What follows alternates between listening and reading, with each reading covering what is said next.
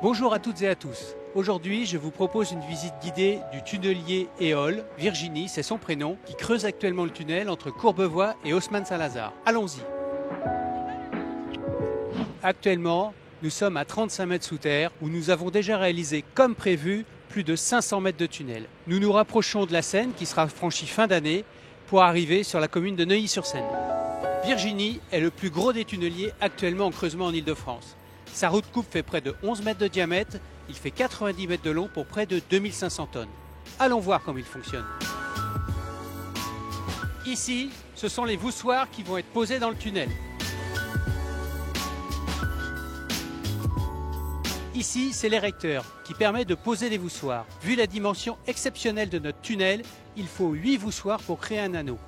Dès l'anneau posé, le tunnelier, grâce à ses vérins, s'appuie dessus pour continuer sa progression. Le tunnelier est piloté depuis cette cabine située au centre de la machine.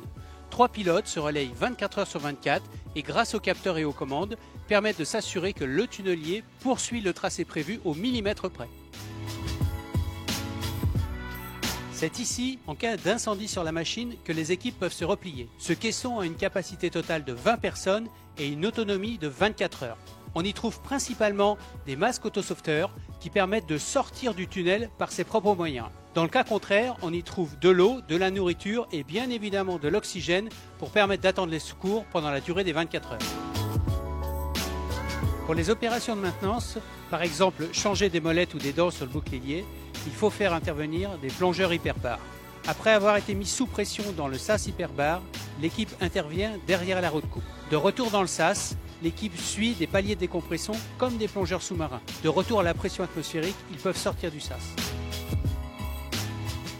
Pour en savoir plus sur le tunnelier et notamment sa position, je vous invite à vous rendre sur le site internet du projet Éole et à consulter la carte interactive. À bientôt pour de prochaines informations.